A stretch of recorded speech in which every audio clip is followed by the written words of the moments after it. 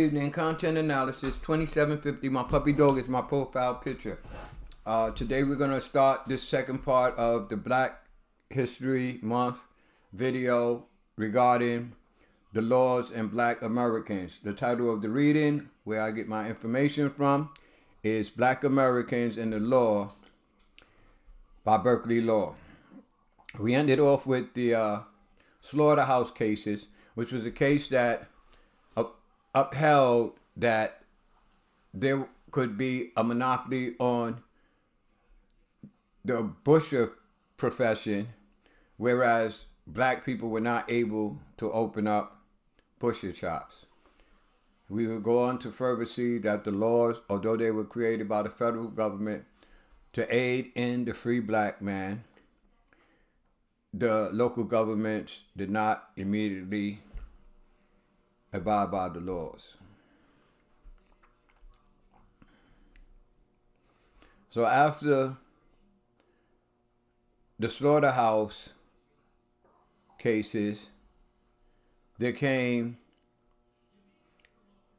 the civil rights movement began, and they would do the civil rights movement over and over again, about 5 times. And even today, the civil rights movements still continue to go on as people's civil rights are continuously violated. So please refer to, all right, this is the second Civil Rights Act that had to happen in order for the free black men to become, and black women to become citizens of the United States after being free from slavery.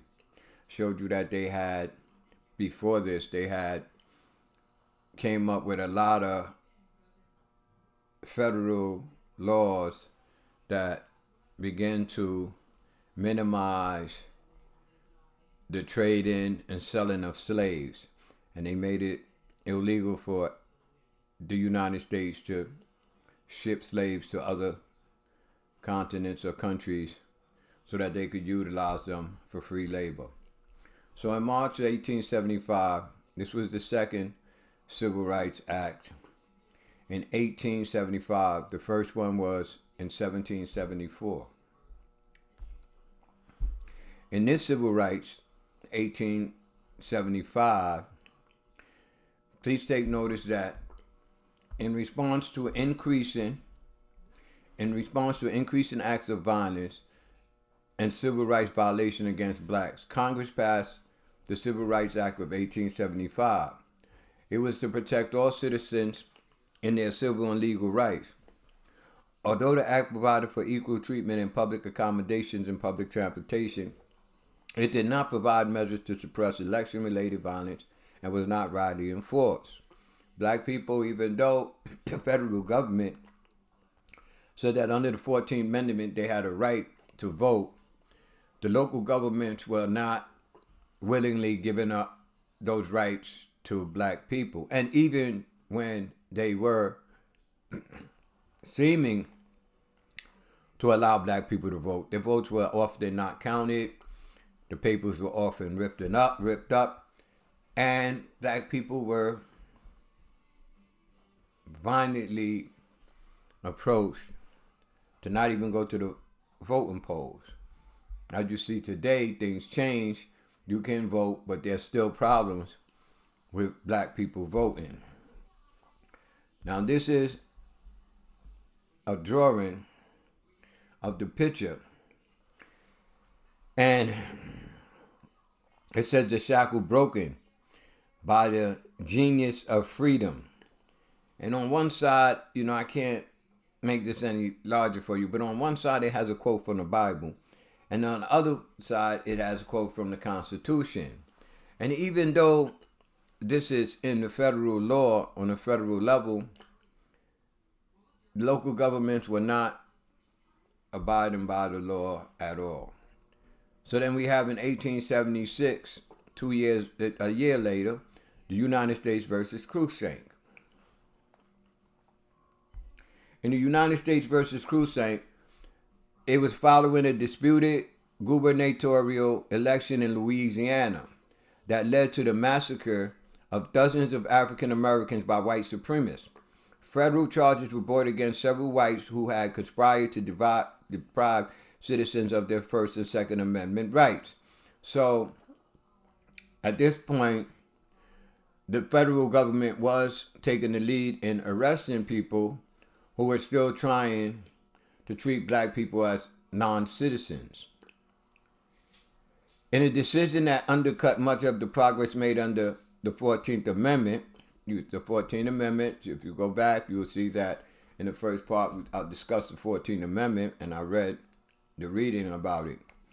The Supreme Court held that the Bill of Rights did not apply to private actors or state governments. What they're saying is that private people and state governments didn't have to abide by the federal law under the 14th Amendment. They were saying that the 14th Amendment was just allowing black people now to get jobs in the federal government.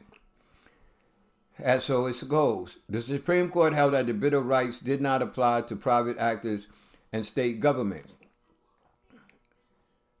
reversing the criminal conviction of the white supremacist who had aided in murdering African Americans. The case severely weakened efforts to protect African American civil rights and left them at the mercy of state governments. So, while the white supremacists were convicted for murdering black people, trying to exercise their freedom to vote, the Supreme Court overturned it as they misread or misused the 14th Amendment. The 14th Amendment is an amendment that applies today with due process, equal rights. So it said, United States versus Cruikshank. This is from the Teaching American History. The federal prosecutor indicted William Cruikshank and his co-conspirators on more than a dozen charges of violating the rights of those killed at Colfax. They killed them just trying to vote. And that's who Cruikshank is right there. The case developed from a strongly contested 1872 Louisiana gubernatorial election and the subsequent Colfax massacre, in which dozens of black people and 3 white people were killed. Federal charges were brought against several whites using the Enforcement Act of 1870, which prohibited 2 or more people from conspiring to deprive anyone of their constitutional rights, which today under the law, you do have constitutional rights. And if anybody violates your constitutional rights, you can take them to court for it. Everybody thinks that every suit that you get is about money. There are suits that they have no monetary gain. They're just that to make the people respect your rights, such as employment, such as getting benefits, voting. Charges included hindering the Freemen's First Amendment right to freely assemble if you want to protest. That's why you see when the people were protesting Black Lives Matter and George Floyd, and you see some people, they were awarded money when the police tried to stop the protesting and arrested some of them. That was an illegal arrest because under the First Amendment, you have a right to freely assemble. And their Second Amendment right to keep and bear arms. So at points, people say that black people didn't fight back. Black people fought back a whole lot. Black people were more together as a village than they are now. They're more separate, within themselves. And it's a lot of black on black crime. I was just reading something on that, and some people, black people, said that they offended when somebody say black on black crime, and what is it? It's crimes against black people. It's black people terrorizing their own black community, becoming terrorists in their own community.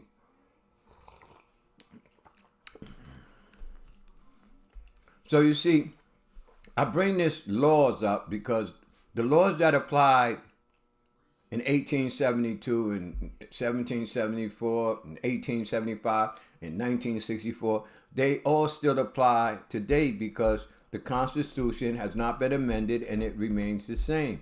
And you have constitutional rights. And a lot of black people do not understand their constitutional rights. And they do not understand that even though the law treats black people different than other people, you can fight that. You don't have to resist somebody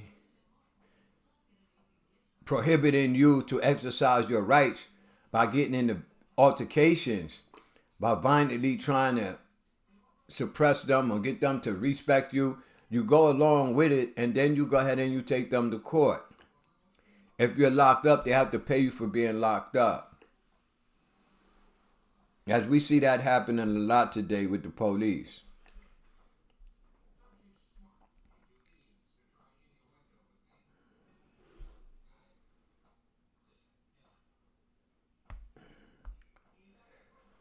On April 3rd, 13th, 1873, an armed white conservative militia attacked African American freemen who had gathered at a Paris courthouse in Colfax, Louisiana to protect it from pending Democratic takeover. Remember, I said in one of my videos that black people has always embraced the Republicans. And at some point, the Democrats took over. So, as you see here in this reading, the black people were defending the Republicans because the black people voted Republican. And that's why they had a lot of problems at the voting polls, because a lot of the white people, the patriots, they knew that the black people were more than less likely to vote Republican rather than Democratic. Although some of the black people were armed and used their weapons, they defended themselves.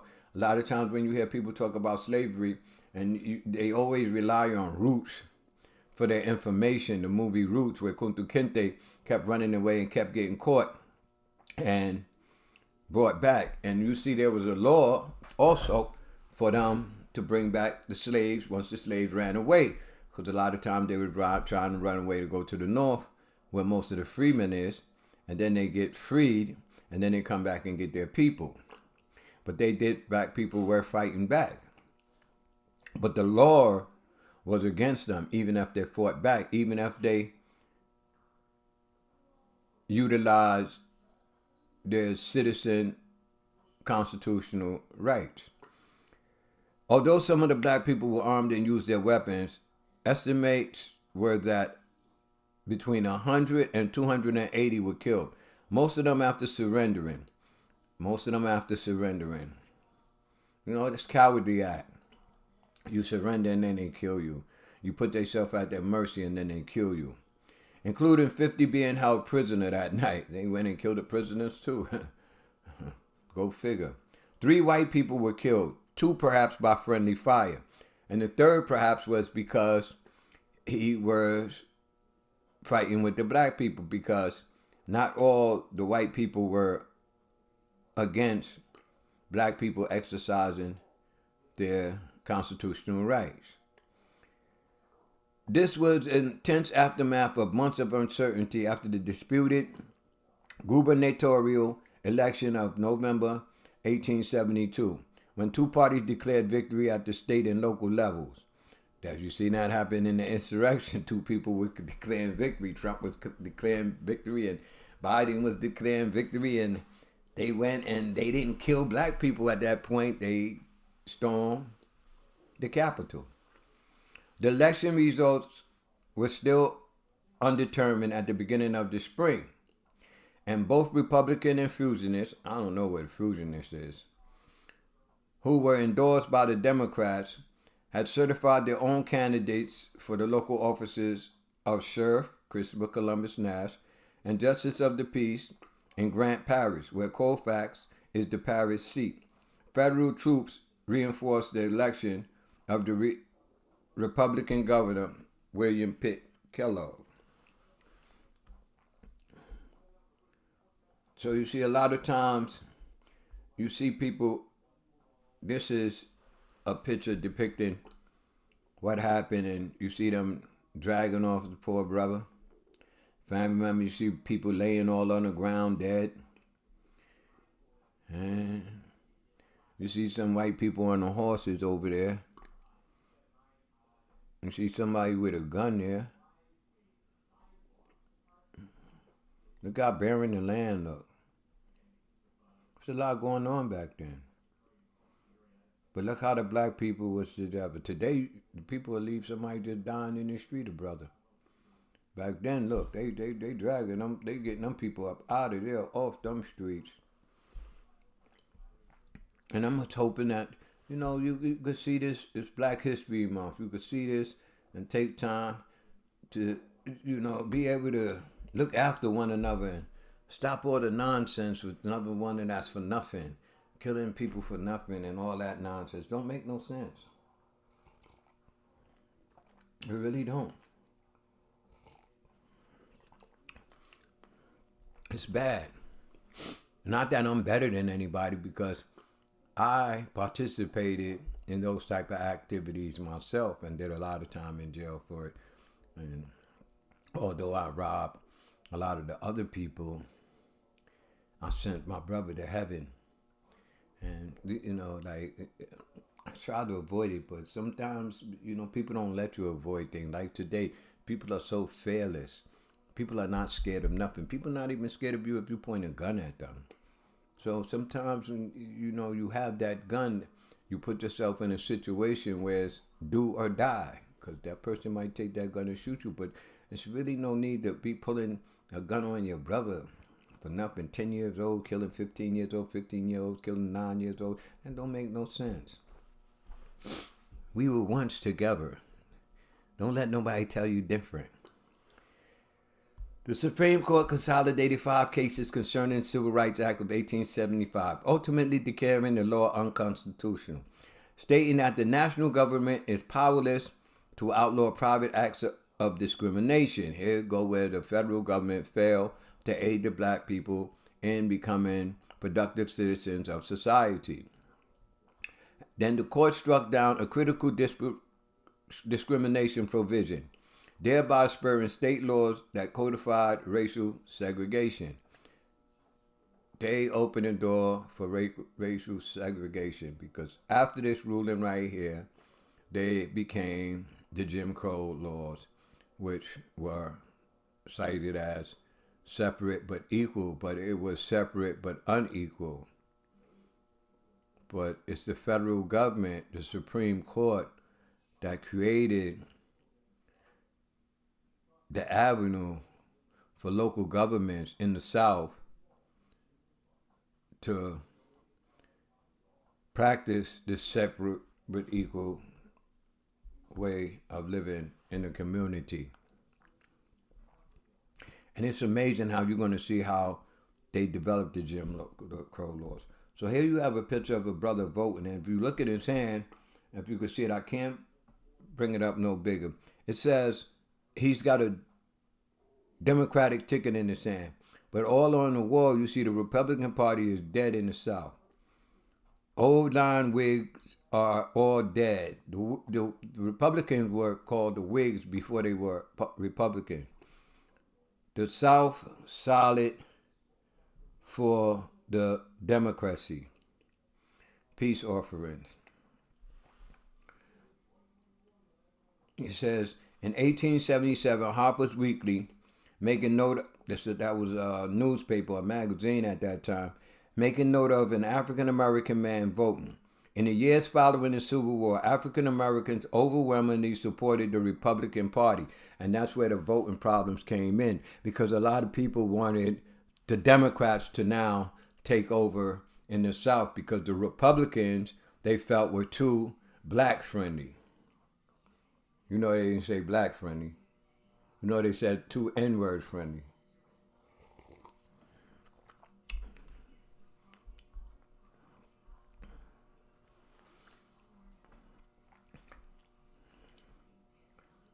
So you see the laws, this is what I was just telling you. In 1890, there came the Jim Crow laws. The Jim Crow laws really, really hurt the black people. Along with black codes, states and local jurisdictions passed a collection of laws that legalized segregation, known as Jim Crow laws. This law, listen what this law was named after. This law was named after a black minstrel show character. Minstrel show character is one of those white people that paint their faces black and make fun or demean African black Americans. The law denied African Americans the right to vote, own property, get an education, and other rights and privileges associated with citizenship. Now, that's where the problem came in with black people being able to have generational wealth and being able to pass property down to their kids, have their kids having something that's valuable asset for the family, for their family. You hear a lot of them say black people is inferior in educational knowledge. And that's only because it was made that way. If a black person didn't take it upon himself to teach himself or to teach his kids, then the education they were getting once they did get into the education system, because we would make it in there, we would own property, our rights and our privilege would be given to us. We would be able to vote. You're voting today. And it's some problems, but it's not profound problems where you cannot vote. The government will step in right away if there's any major problem with voting. So while some did beat the odds, a lot didn't. And that's why you see the majority of black people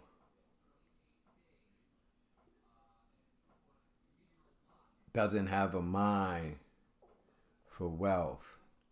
And if you give them money, they squander it off furiously, like it's going to last forever. Or like that $1 million chain they bought from that jeweler when they get broke, he's going to remember him and give him something back. He's not even going to give him $1 million for that jewelry he bought. And them cars, they ain't going to be worthless. But it's not their fault. This is the Jim Crow character. This is the Jim Crow character.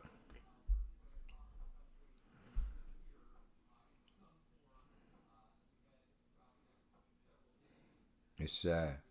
Jim Crow was a character first created for a minstrel show act during the 1830s.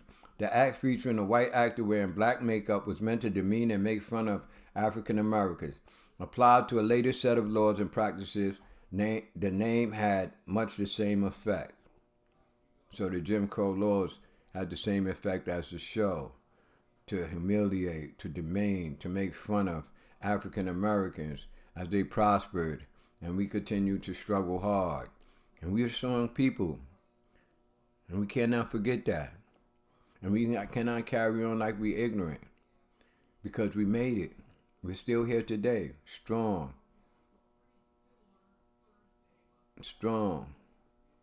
conquering, overcoming. And we can overcome the things that we're undergoing today. And we could change the way people view us as a group. Because with all the things that's going on today, they don't view us too good as a group. Then came the case Plessy versus Ferguson, a case of 1896. The U.S. Supreme Court ruled that states had the legal power to require segregation between blacks and whites. Jim Crow laws spread across the South virtually anywhere that the two races might come in contact. In the North and Midwest, however, segregation became equally entrenched throughout informal custom and practices. Because if they didn't even have the Jim Crow laws, black people were so in a mind to build up their own community and themselves that they wouldn't have dealt with the white people too much anyway. Yeah, they would have went and eaten some of their establishments, went into movies with some of them, went in the drive through the air, whatever you call that. They would have did all of that because black people like to go to nice places. But they wouldn't have socialized with them a whole lot because they would always remember that they just came out of slavery. But they forced them in the South to have to do that. In the North, they did it on their own. Go figure. This is very important. African Americans face social, commercial, and legal discrimination. Social, commercial, and legal discrimination. There wasn't a thing as you have a right to remain silent. You could remain silent all you want. Whatever they said you did, that's what you did, according to them. A lawyer had to volunteer to take your case. The court wasn't providing you with no lawyer. They had to take you through that process with no lawyer at all. You'll just stand there dumbfounded and accept your sentence. And a lot of the sentences for black people was death. Americans face social, commercial, and legal discrimination. Theaters, hotels, and restaurants segregated them in inferior accommodations and refused to admit them at all. Shops served them last. In 1937, the Negro Motorist Green Book, a travel guide, was first published. They had to publish a travel guide that they encouraged every black man who was traveling to make sure he gets this Green Book. Because the Green Book told them exactly where they could go, where they wouldn't run into all that racist attitude and practice, where they wouldn't be served, they couldn't use the bathroom, they couldn't park their car, they couldn't go in the hotel. It showed them all the places where they could go and they could feel free, they could be themselves, and nobody was going to attack them for being black. Segregated public schools meant, it listed establishment where African American travelers could expect to receive unprejudiced service. Segregated public schools meant generations of African American children often received an education designed to be inferior to that of white, with worn out or outdated books, underpaid teachers, and lesser facilities and materials. And when it comes to that part right there, today you see that they are trying not to teach black history in public schools. And a lot of black people are offended about that.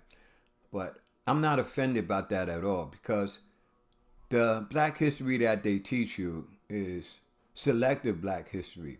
It's not black history enough to make a black child want to stand and poke his chest up.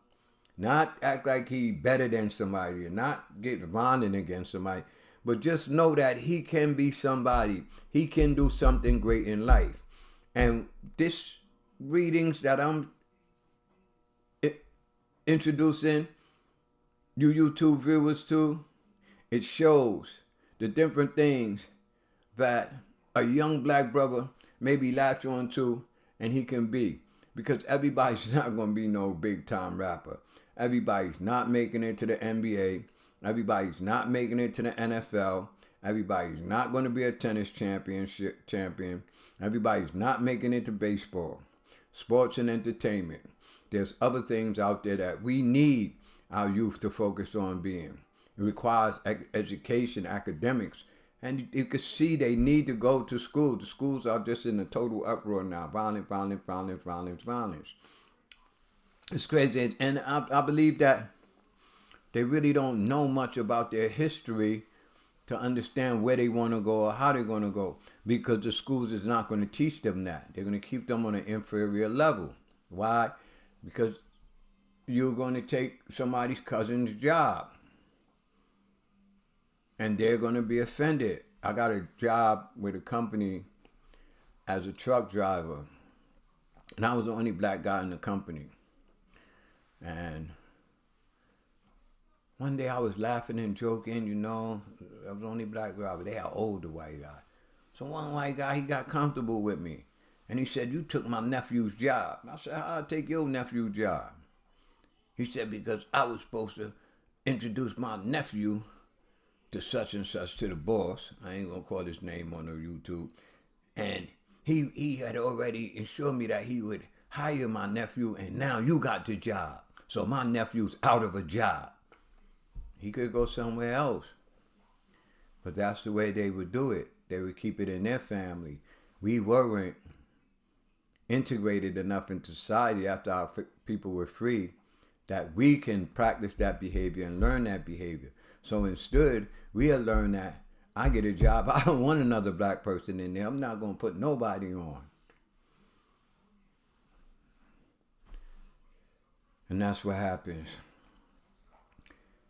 The things that I'm putting out here, their kids is not gonna learn this in school. They're really not.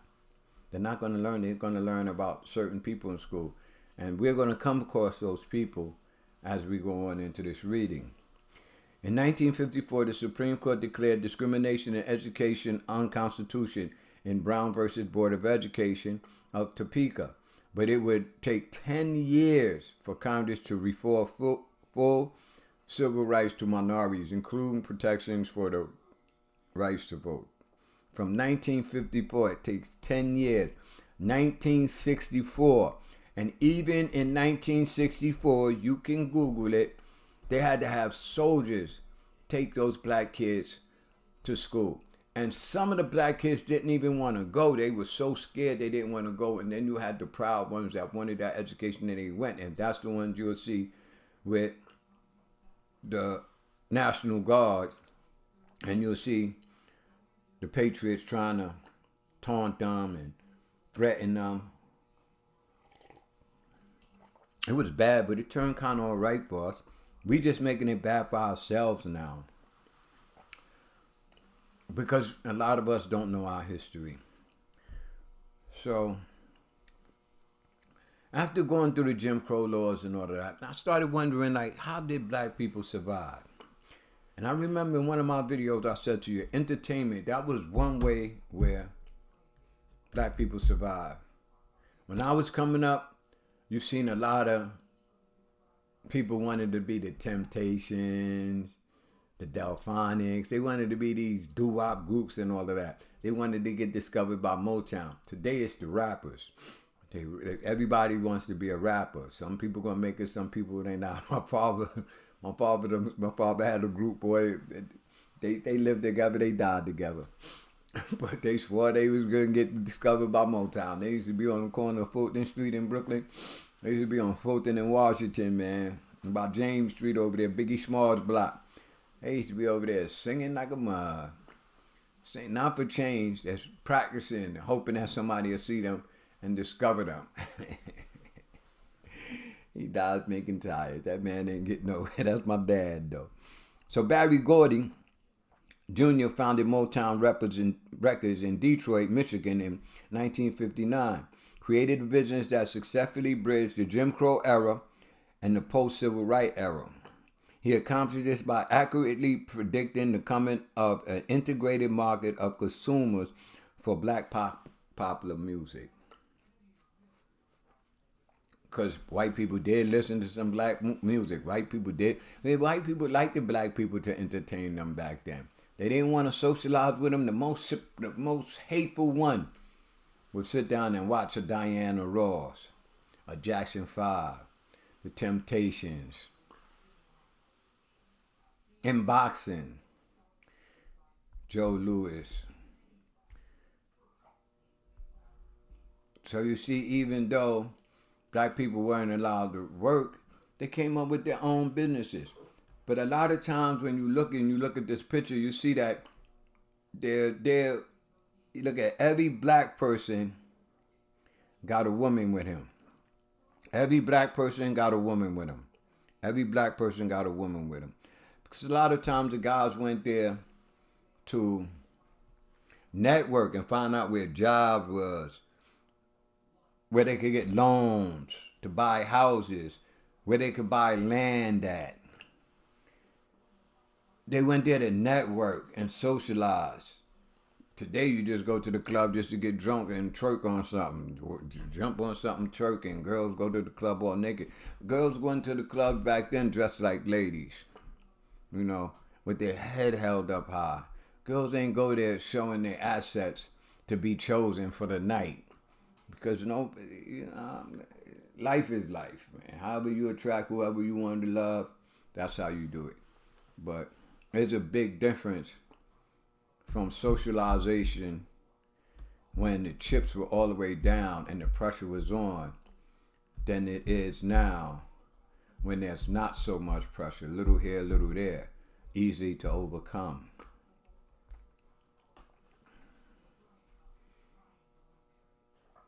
Black women. Black women has always worked. Black women has stood up to fight the system. Black woman has always been a strong person in a black family. And today to see them stoop so low with the stuff that they do in order to attract a man and the way the men treat them, and to see them not be able to make a complete family, 5 different baby fathers and all this other nonsense, it's sad. It's sad. But I respect them. And for guys to want to be mad at a black woman because she'll go out there and she'll make a whole lot of money more than him to feel inferior to him is really, really stupid. Because back in the times of the Jim Crow era, a lot of the black men couldn't find work. It wasn't so easy for them to find work. But the women were able to find work. The women were able to find work. If it be cleaning somebody out. My papa was a rolling stone. Wherever he laid his hat was a song. And when he died, oh, he left us was alone. And that's all he doing today. My mama used to clean somebody else's house just to buy me a new pair of shoes. I never understood how mama made it through the day. Mama always worked, man. Mama always took care of the family. Even when dad wanted to be a pup rolling stone and be out. And because of the black woman being so strong, the communication with her is different. So a lot of people want to step outside of dating a black woman and date somebody else who's submissive. Some of them people they date get money. Some of them broke as hell too. Some of them twisted the other people who they supposed to be running with don't even want them. They happy that they got them. So at the end of the day, for real, some of them people, they happy that they got them. And then, you know, like, when you look at certain people, like,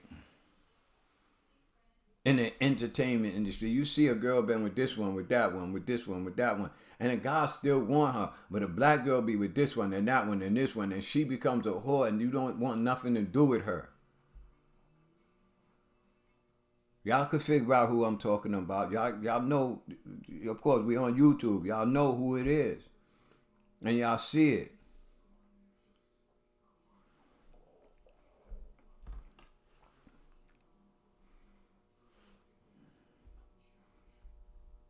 That bar well stocked, boy. Woo! And you see how it is. You know, you got the black man. This is a liquor store. You see the liquor store back then in the day, you could sit down and drink your liquor and take a bottle home. And you see how the chairs are set up. There ain't no dance floor and all of that. You know, people went there to socialize, to find out where the meat and potatoes was, how they could feed their family, how they could help that woman who's out there scrubbing somebody's floors and washing their clothes and taking care of their little nappy-headed kid. Well, their kid didn't have nappy hair, but taking care of their little badass kid, little mannish-ass little son of a gun. You know what I mean? And they wanted to get them out of it, to be the man, take care of the man, be the man of the house. We would have knew there would be undertakers and funeral directors because it was separate but equal. So you couldn't go to a white funeral home to bury your people and white undertakers, so you had to go to a black one. So we would have knew that they was there. We just knew that they would have had to have that. Now, in the great civil rights case of Michigan, these are a lot of cases that happened during that time because people were always fighting for their rights, man. We didn't have time to really fight each other. Yeah, you know, probably people got drunk and they did fight each other, but overall, the community stuck together, you know. I was a child of the whole damn block. I wasn't just my mother's child. I was a child of the whole block. I had to be careful of Miss Martha seeing me do something, Miss Allison doing something, and my mother seeing me doing something. Because they're going to go back and tell my mother, or they might even beat me and then send me home. But they're going to send me home, and I got to go home because they say they sent me home and I didn't go home, so I at least got to go home. Let them do what they got to do, tell on me. and then I get back outside.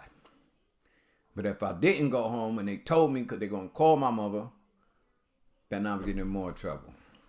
It's not like that today. You chastise somebody's kid, you got to shoot their father and their mother because they coming up to you with all this nonsense. Like their child was doing something right, and all you did was try to protect their child from going down the wrong road. And that's why a lot of people don't want to intervene and help these kids that are going bad in the streets. Because it's only so much you could do. If you yell at them the wrong way, they're going to go get their father and they're going to come back and they're going to want to fight you instead of coming, thank you, man. Thank you, bro. Thank you, man. Son, get your ass home. They're not doing none of that. You know, let their son go. And then when their son end up dead, they want to go in court and act like their son was an angel, that their son didn't deserve it. But their son was out there doing a bunch of nonsense to people, and in the end, you get what you put out. And your son put out that nastiness, and you get that nastiness back. And you the one suffering for it. Because once he's dead or in jail, you the one crying, you miss your son. In Ferguson versus Guys, known as the Great Civil Rights Case of Michigan, which William Webb Ferguson sued the owner of a restaurant after being denied service. Ferguson, an African-American attorney,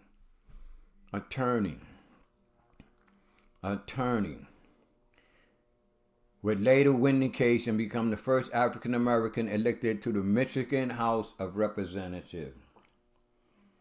An attorney. A lot of black people who fought in the civil rights, they were attorneys. They went to that school. I don't know if the school was like it is now. You almost got to do 12 years in order to become an attorney. Then pass the bar. I don't even think you had to do all of that back then.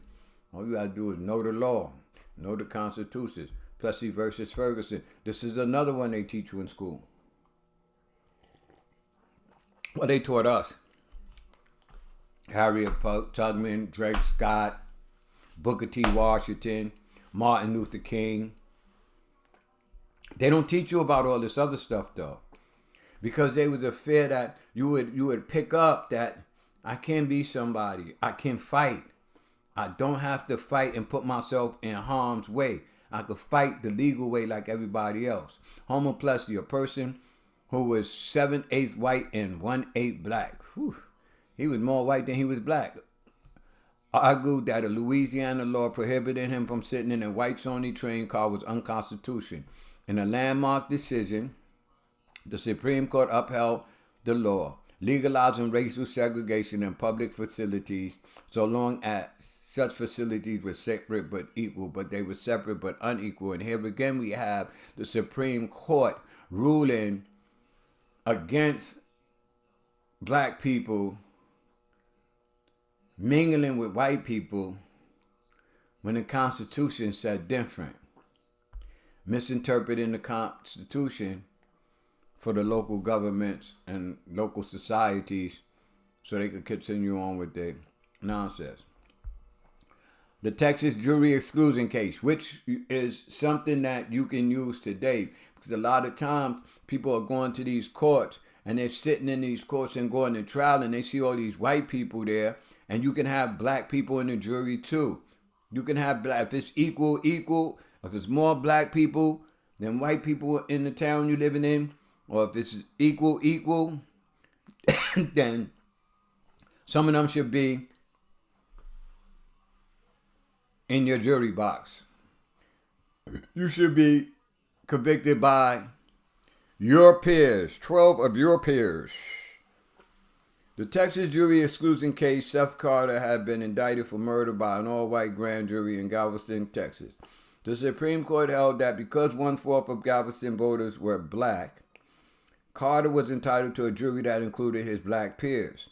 The case was argued by Wilford H. Smith, and that's a picture of him, making Smith the first African-American attorney. He was another attorney to successfully argue a case before the Supreme Court, arguing his own case, man. Sometimes when you go inside those courts, this is the teacher. See, they wouldn't teach you this in schools because, as you see, there's two attorneys who argued their own case. You can learn the law without being a lawyer and argue your own case. You could fight your own case in court. But they're going to question you and see if you know the law, because the way they do law today isn't the way they did law back in the 1900s 1864 and back then. The process was different. You know, sometimes you see the picture, they had all them white wigs on and all that stuff.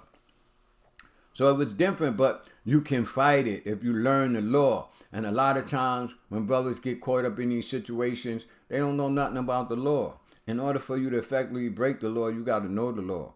This way you can know what happened to you and don't know what happened to you. And they can't pull the wool over your eyes.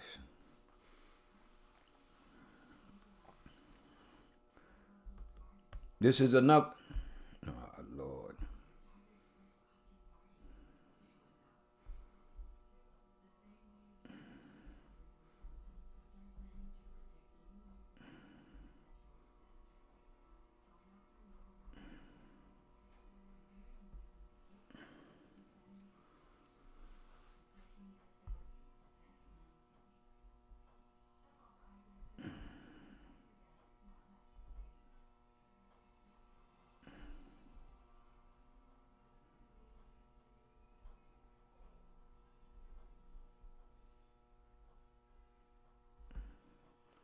This is another case, the jury exclusion case in Bonaparte versus State.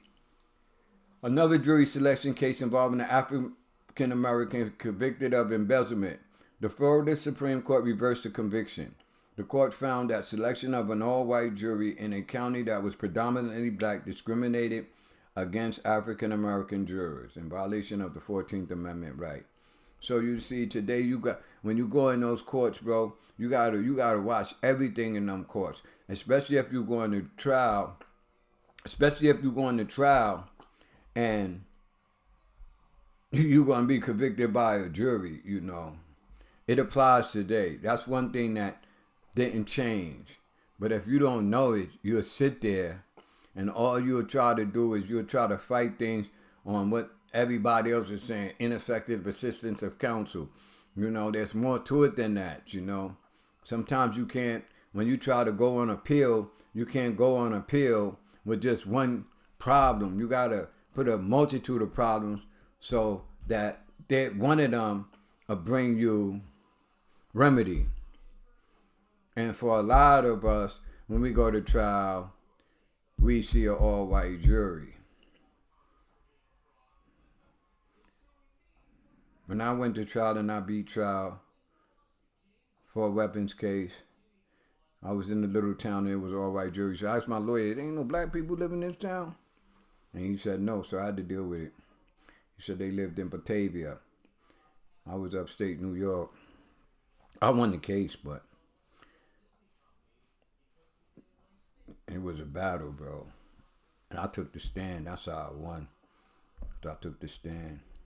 And I told my lawyer what questions to ask me while I take the stand. And because of the questions she asked me, I told him what questions to ask the police too. And one police lied. And then the lieutenant said something totally different. And that was my case, man. And I try to stay away from them people now, you know, because, you know, it ain't worth it, bro. Like, it ain't worth it, bro. And now they make it hard for you in New York. I don't know about no place else, but they make it hard for you to do your legal research on your own. They got these computers and they don't give you a whole lot. And then you got to make a request for a law book. To get the law book, you got to know what law book you want. And if you just learning the law, what law book you know about. Anyway, the 1917 segregation ordinance case. The city of Louisville, Kentucky had an ordinance forbidding blacks to occupy any building in areas of majority white people. William Walkley, a progressive backbiter and another attorney for the NAACP, challenged the law. The Supreme Court unanimously held that the ordinance violated 14th Amendment protection for freedom of contract. So see, when a lot of people say, I know my constitutional rights. There's different parts in the constitutional. In the 14th Amendment, there's different parts in the 14th Amendment. In the 13th Amendment, in the First Amendment, there's different parts in there.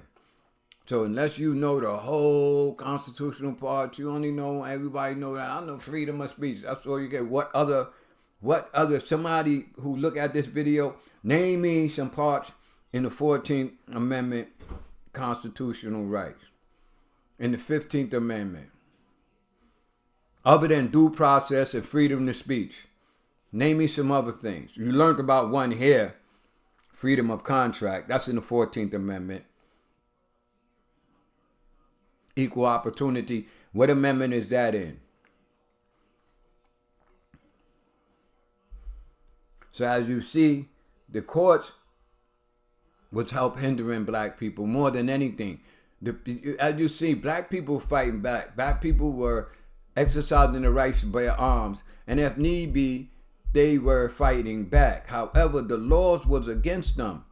So they couldn't integrate into society because, look, they couldn't get a building in a nice neighborhood if white people had a lot of building there. The law says it right there.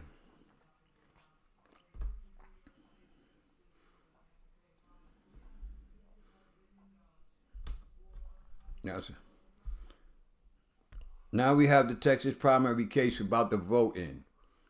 There's always been a problem with voting because, like I said, black people were more apt to vote for Republicans than they were for Democrats. So the Patriots didn't want them. The people in the South didn't want them voting Republicans because they were trying to remove the Republicans from office. So they fought the black people for that. Today, the black people vote Democrat. The beginning of the 20th century, now we're in the 20th century, the NAACP challenged numerous discriminatory electoral and voter registration laws in southern states, including in Texas. Texas had enacted a series of laws seeking to prohibit blacks from participating in primary elections. In a string of rulings from 1927 to 1944, the Supreme Court ultimately found that practices established in white-only primaries were unconstitutional under the 14th Amendment. 14th Amendment is big for your rights here in the United States of America. Then you have the Scottsboro case in 1935.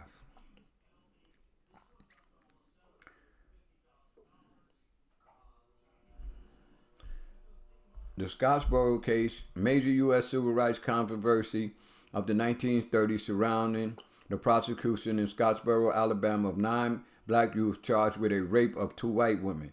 The 9, after nearly being lynched, were brought to trial in Scottsboro in April 1931, just 3 weeks after arrest. They would take you to court to trial fast. Not until the first day of trial were defendants provided with the service of 2 volunteer lawyers. Lawyers had to actually volunteer to help you, or you had to be able to fight for yourself. And that's why you see a lot of civil rights cases that were won, that were fought by people who were considered attorneys, because you had to fight for yourself. But you had a lot of black attorneys who were willing to go to fight for you. The ladies lied on the men too, but that was the law. Despite the testimony of doctors who examined the woman that no rape had occurred, the all-white jury convicted the 9, and all but the youngest, who was 12 years old, was sentenced to death. The announcement of the verdict and sentences brought a storm of charges from outside the South that a gross miscarriage of justice had occurred in Scottsboro. Because black people were so together, they had the grapevine line, man. That's where the grapevine come from. And that line will run. And once they heard that, and you see a 12-year-old is involved, they became an uproar. And they had to get people to fight for them. And it worked out for them. The cause of the Scottsboro boys is championed and in some cases exploited by northern liberal and radical groups, notably the Communist Party of the United States of America. And you see the Communist Party of the United States of America is still active today. You see one group just rearing their ugly head as I speak today. The conviction was overturned. And they went on to pick one of them and try to convict them, and his was overturned too. Despite testimony by doctors, we went over that. Let's go on. Let's go to the next part.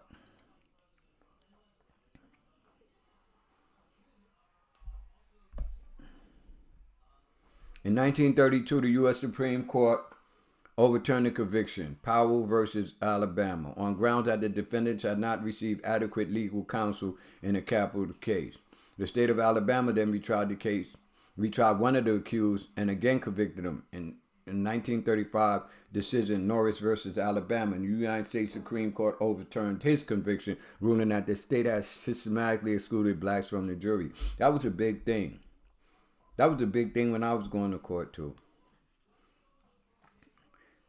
And my case was 1980. There go the black brothers. 9 of them supposed to have raped 2 white women. Picketing. They try to stop you from even picketing for jobs. Black people fought for things that we have today. And the things that black people fought for today, it's sad to see how so easily today's adult youth are just ignoring it and just giving it up and not taking advantage of it and continue on to fight more or less so violence toward one another. Not violent, or not saying violent, but not fighting the system to get better, to do better, not to give you more food stamps, not to give you no more money on welfare, not to continue to pay your rent, but to give you an opportunity to pay your own rent in one of them cushion jobs that you see them other folks in.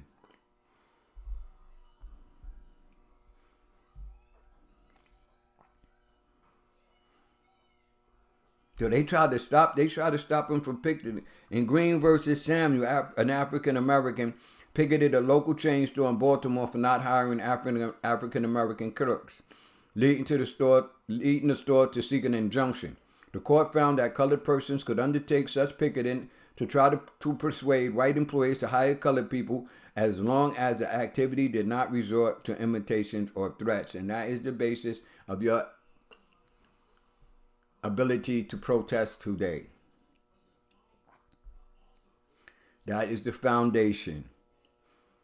1935 from the Supreme Court.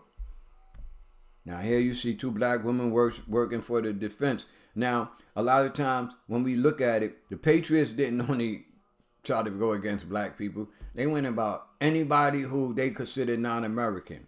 Listen. Prohibiting discrimination in the defense industry. Signed by President Franklin D. Roosevelt, the order prohibited racial and ethnic discrimination in the nation's defense industry and was motivated primarily by German and Italian immigrants experiencing discrimination as part of the war effort. The order established the Fair Employment Practice Committee and was the first federal action to permit equal opportunity employment. This is where the start of equal opportunity employment became a big thing. 1941. Executive Order number 8.80, 3 CFR 2234. Look it up. Look it up.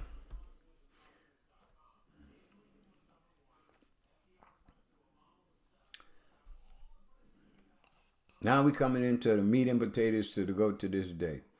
Arrested for the same offense. Now here, this is something you're not going to get in school. A lot of people go and say that Rosa Parks, she's the big thing, and she gave up her seat. But it was people before Rosa Parks that fought and got locked up for not giving their seat to white people on the bus, as they were told they were supposed to do, which was unconstitutional. But remember, the local government said they didn't have to abide by the Constitution written by the federal government because it didn't apply to private and local governments.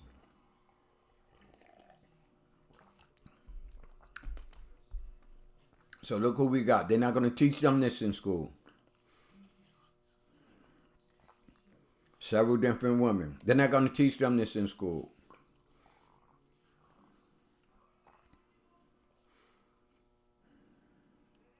In 1946, you got Morgan versus Virginia.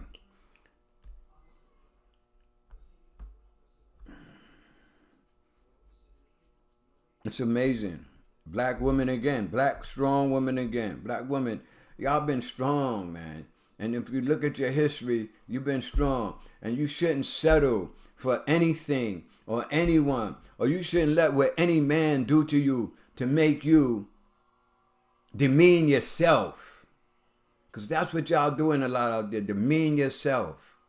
To make you look bad to all these other cultural women out there. By the way you carry and conduct yourselves. Y'all was strong. Y'all still strong. But y'all have to have more character. Y'all have to have more value for yourself. For yourself. Not nobody value you. More love for yourself. More discipline for yourself. More consciousness of the way you walk out your door from your house. Irene Morgan, an African-American, was traveling interstate on a Greyhound bus between Virginia and Maryland and was arrested for refusing to give up her seat to a white person. In a landmark decision, the Supreme Court ruled that Virginia state law enforcing segregation on interstate buses was unconstitutional. That's in 1946.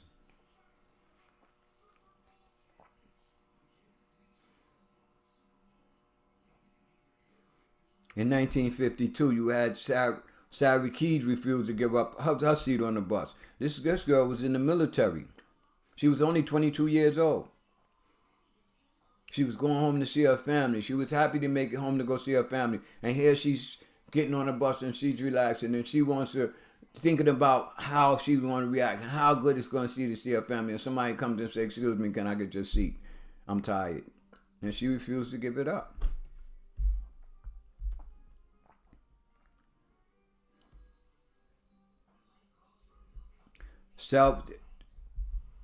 That's old. Claudette Colvin on March 2nd, 1955, she arrested at the age of 15 in Montgomery, Alabama for refusing to give up her seat to a white woman on a crowded, segregated bus. This occurred 9 months before Rosa Parks. She was only 15. So the NAACP said that they could not use her to fight Montgomery, Alabama, because of her age. They didn't feel she would be a reliable witness. And that's why she didn't take up the torch. You see, there go the newspaper, Montgomery Gazelle. That's how she looked, I guess, before she died. I think she's dead by now. Ariel Bauer. Bauer was one of 4 other plaintiffs on Bauer versus Gale who refused to give up their seat on the seat on the bus.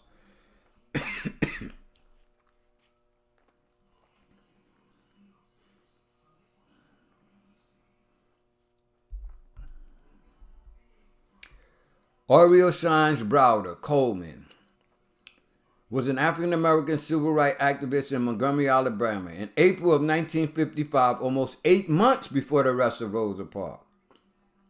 Same year, same city, and a month after the arrest of Claudette Colvin, she was arrested for refusing to give up her seat. Then came Rosa Parks in December of 1955. But Rosa Parks, you see a lot of people want to say, well, why they didn't fight it so big and start boycotting bus until Rosa Parks, which is the 3rd person of that year. Because Rosa Parks worked for the NAACP. So because Rosa Parks worked for the NAACP and Dr. King was just starting on his role for the fight for black people's civil rights, that's how Rosa Parks became the poster child for the boycott and the changing of the law and people not giving up their seats. So now you see, they wasn't teaching you this in school. They only teach you about Rosa Parks. President Committee on Civil Rights. Here, this is enough time where they have to keep going back to the civil rights because the local governments were not abiding by the laws set by the federal government. So they had to keep revisiting it and keep revisiting. Signed by President Harry S. Truman, the order established the President's Committee on Civil Rights charged with investigation of the condition of civil rights in the nation. The final report recommended establishing a permanent civil rights division in the Department of Justice to develop federal protection from lynching and to abolish poll tax, among other measures. There's a lot of lynching going on, a lot of violence, a lot of shooting, a lot of beating, a lot of killing, a lot of burning people's houses, a lot of burning crosses on people's houses.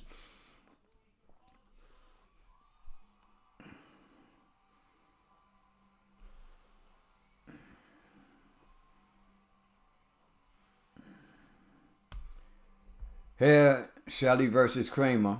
An African American tried to purchase a home in St. Louis that was subject to restricted covenant that prevented people of Negro or Mongolian race from buying property. The family challenged the law, and in another landmark decision, the Supreme Court struck down racially restrictive covenants.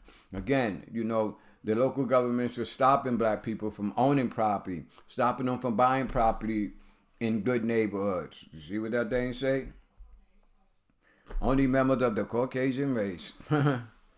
Sad to see. Thank God it ain't like that today. It is like that to some point, because I just read an article recently where a black couple went to buy a house in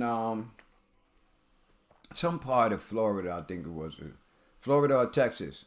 And the house cost $350,000. And when they went to buy the house, and then the people told them they didn't want black people in that neighborhood. Black people couldn't buy houses in that neighborhood. And that just happened recently. Just like the cross burning. They just had a recent cross burning. So it's still prominent today, and people are in the shadows trying to do little things to keep little things going. And Hermione Sweat, an African American, was refused admission to the University of Texas School Law because state prohibited integrated education. Sweat successfully challenged the separate but equal doctrine established by Plessy versus Ferguson, leading the Supreme Court to find that the 14th Amendment prohibited the university from rejecting applicants on the basis of race.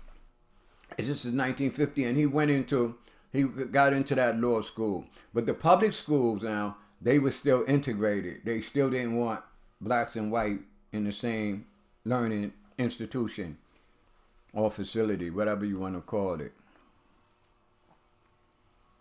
McLaurin versus Oklahoma State Regents for Higher Education.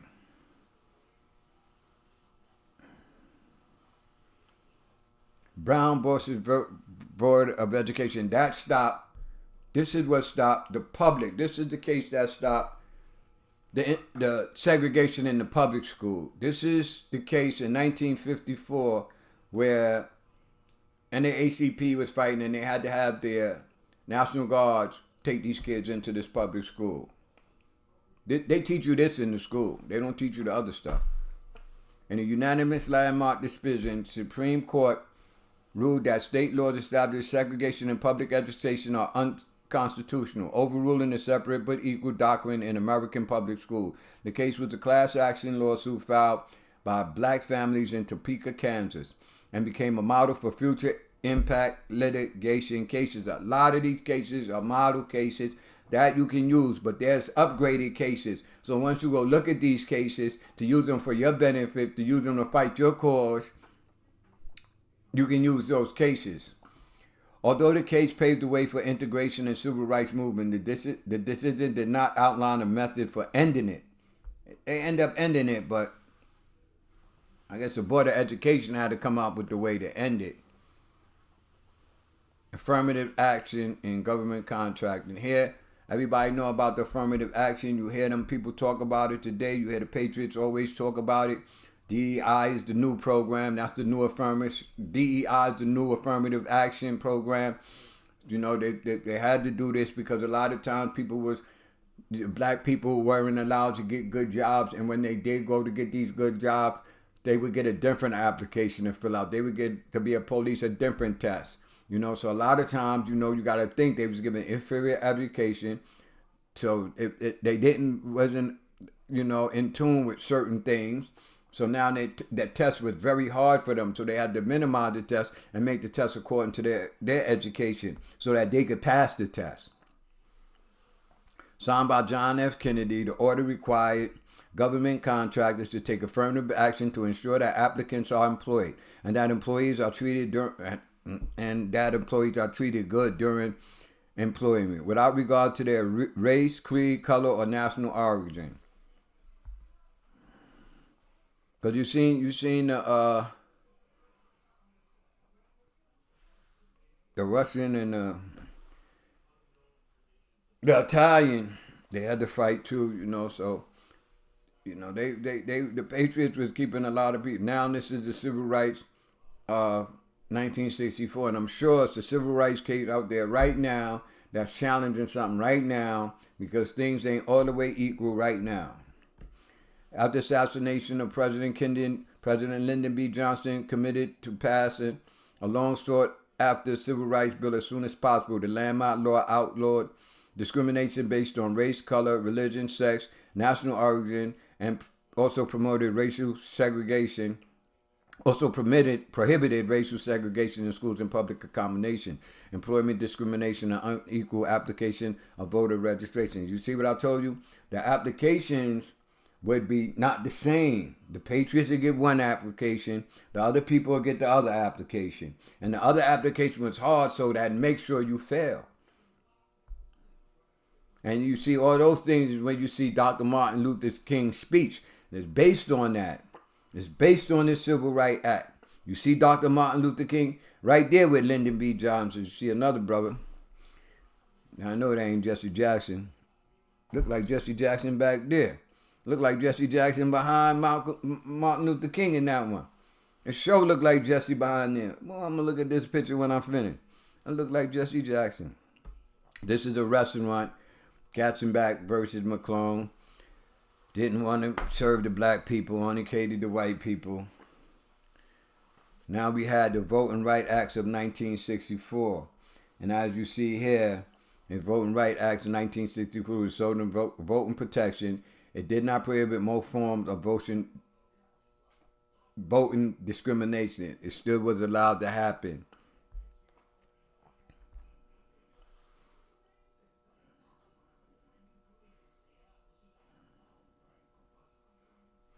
Loving versus Virginia. Now, this is interracial marriages. This is about interracial marriages. Black people and white people weren't allowed to get married. Actually, if the Patriots seen a black and white together, they would be violated. So they weren't allowed to marry. They couldn't go to justice of peace. They couldn't go to no judge. So Loving versus Virginia, 1967 was a landmark civil rights decision of the United States Supreme Court, which ruled that laws banning interracial marriage violated the equal protection and due process clauses of the 14th Amendment to the United States of America.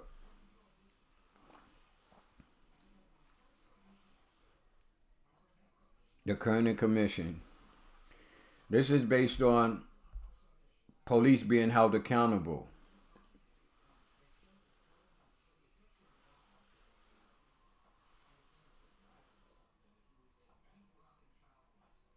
No, my bad. It's the civil rights. It's about the civil rights. That Kerner case was about civil rights again. Then you got the Fair Housing Act. Because people couldn't get housing, and they would be discriminated against and couldn't buy houses. So I had to come out with the Fair Housing Act. Following the assassination of Dr. Martin Luther King, President Johnson signed the Civil Rights Act of 1968. This you see, Title 8 through 9, commonly known as the Fair Housing Act. The law expanded on previous Civil Rights Act and prohibited discrimination in the sale, rental, and financing of housing based on race, religion, and national origin. And you see what I'm saying? When you go into these acts, the Constitution, they got different titles. See, Title 8 through 9. And in them, see the things that you can fight for, the things that you could take people to court on. It still stands today. You can use it today. That's why I decided to do Black History on Law, so people could understand the process of the law and how the law can be effective for you. That you don't have to be out there punching somebody in the face because they violate your rights. You don't have to be doing that. You could get remedy from the courts against them and they would be all right. And the more you do that, the more you'll find a lot of the nonsense will stop because you know your rights. A lot of people just know, freedom of speech. That's all people always know. You hear when people say allegedly, and the whole world saying allegedly, allegedly, allegedly, allegedly. There's supposedly, there was said to be, has been accused of. That all helps with allegedly. They use this, the algorithm. The algorithm is just something that sets the precedence for something and sends something directly to you. And the algorithm, they just use that, learn the law like that. And out there want to be street, I'm a street nigga, I'm a street this, I'm about that. Don't even know the law. Don't know nothing about the law. Joseph Lee Jones, a black man charged at a real estate company in Missouri, St. Louis County, refused to sell him a home in a particular neighborhood because of his race, reversing many precedents that the Supreme Court held that Congress could regulate the sale of private property to prevent racial discrimination. These are all the vessels carrying slaves. And I was just seeing something. Then they had the congressional hearing on police. I just was reading an article by the Times about Black history. And one person got in there, a white person got in there and said, who started slaves? Who did this with slaves? Where did slaves came from? What continents? And the people were trying to answer it, didn't even know it. Look at this video and you got it.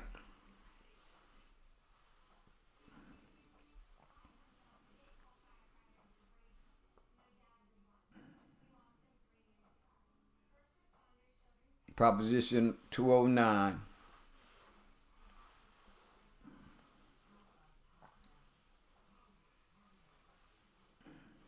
Proposition 209, State Constitution Amendment placed on the ballot by Citizens Initiative was approved by California voters 5 years ago to ban discrimination and preferential treatment based on race, ethnicity, and gender in public employment, education, and contracting.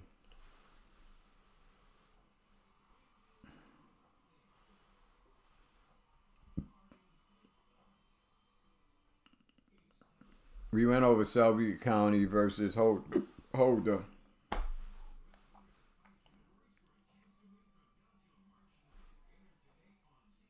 About the voting rights. People, the voting has been a big thing. Another one, Texas, with the same housing, community affairs, trying to stop people from getting into housing and not going into white neighborhoods, which is still going on today. Then you got a congressional hearing on policing practices and law enforcement accountability. This is June 2020, and this is what's going on today. And because it is in the wake of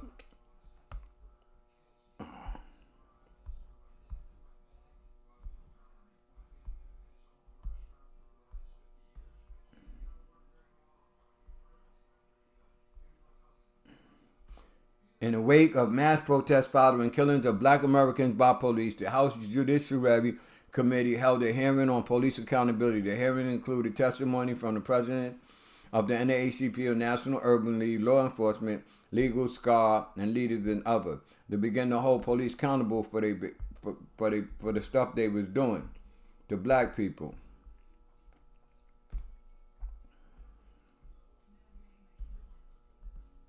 And you see people coming with these Confederate symbols again, walking around. They just had people walking around with them, I think, in Illinois. They got the 219 Blood and some another communist group that's out there now, that's trying to raise their ugly head up now. And they running around with Confederate flags. This is the rule that took down the Confederate flag on you. Everybody should know this. And for all of those who don't know, they came up with the George Floyd Justice in Policing Act.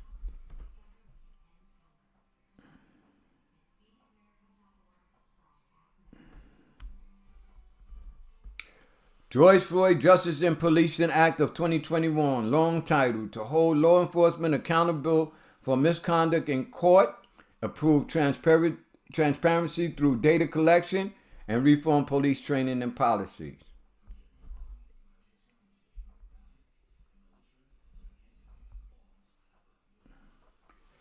And that about covers it.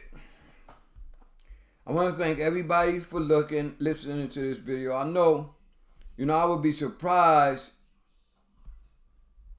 if a lot of people look at this video. It's Black History Month. But for y'all who look at this video, share it. I did the law because a lot of us don't know the law and we need the law. My nephew always wanted to be out there doing crime and all that, and couldn't tell him nothing different, and he just kept going out there and do it. So I told him, I said, listen, I told him how to deal with jail, because he haven't been there, and I've been there. So I told him, you're going to start going to jail because you're not going to keep getting away with crime. Can't tell them what to do because they won't do what they want to do. So after I told him how to deal with jail, because certain things going to happen when you go to jail, it's just going to happen. And the way you deal with it is the way your bid's going to go throughout your time in jail. So I told him how to deal with that. He dealt with that. He said it was successful because he came back and reported to me. I also told him, I said, listen, bro, when you go in that jail, man, the hell with keep going to the yard. The hell with sitting down and talking nonsense. Go and read them law books. Go in that law library and sit down and spend your time. Even if you spend 30 million minutes a day, go and sit in that law library and look up cases and see things and read things. So